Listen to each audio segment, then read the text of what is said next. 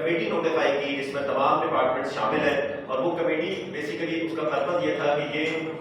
ایک اینالائز کرے کہ یہ سچویشن ہے کیا، یہ پروڈکٹ کس کے مینڈیٹ میں آتی ہے، اور اس کو ایٹ لیسٹ اور کچھ نہیں کر سکتے فی الحال تو ہم یہ ضرور کریں کہ اس کا اوپن جو ڈسپلے ہے اس پہ پابندی لگا دی جائے کہ یہ سامنے نہ پڑی ہو، اس کو کہیں چھپا کے رکھا جائے۔ تو اس حوالے سے کیونکہ ظاہر ہے آپ لوگ میڈیا کے ساتھی جو ہیں، آپ لوگ شاید سب سے میجر رول پلے کرتے ہیں، ڈفرینٹ جگہوں کو وزٹ بھی کرتے ہیں، اس طرح کے ایشوز کو دیکھتے بھی ہیں، ان کو ہائی لائٹ بھی کرتے ہیں۔ تو میرے خیال سے اگر آپ لوگ مختلف شاپس پہ یا ٹچ شاپس پہ کسی بھی جگہ پہ مارکیٹس میں اس طرح کی چیز کو اگر آپ دیکھ رہے ہیں تو اس کو رپورٹ کریں، ایکسائز کو اکاؤنٹیبل بنائیں، فوڈ ڈپارٹمنٹ کو اکاؤنٹیبل بنائیں کہ کیوں وہ لوگ جو ہیں اس ایشو کے اوپر جو ہے وہ کوئی ایکشن نہیں لے رہے، اور اسپیشلی میں بات کروں گا کہ جو ہمارے انڈر ایج بچے ہیں ان کو ہم اس ایشو سے جو ہے وہ کیوں نہیں بچا رہے۔ ہم اپریشیٹ کریں گے گورنمنٹ کو جی کہ انہوں نے ایک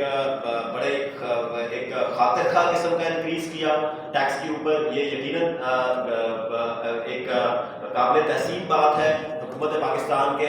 اس انیشیٹو کو ہم اپریشیٹ بھی کرتے ہیں، اور تمام جو سول سوسائٹی کے لوگ اس پہ کام کر رہے ہیں، اسپارک کام کر رہا ہے، اس پہ ایس ایس ٹی او کام کر رہا ہے، ڈاکٹر ضیاء صاحب کا بڑا اس پہ انپٹ رہتا ہے، سی ٹی ایف کے جو اوور آل اس پہ ایک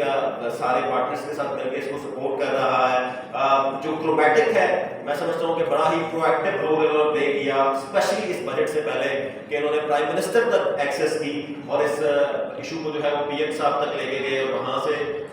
جو ہے وہ ان کو موبلائز کیا کہ اس ایشو کو جو ہے وہ کتنا امپورٹنٹ ہے کہ اس کے اوپر کام کیا جائے۔ تو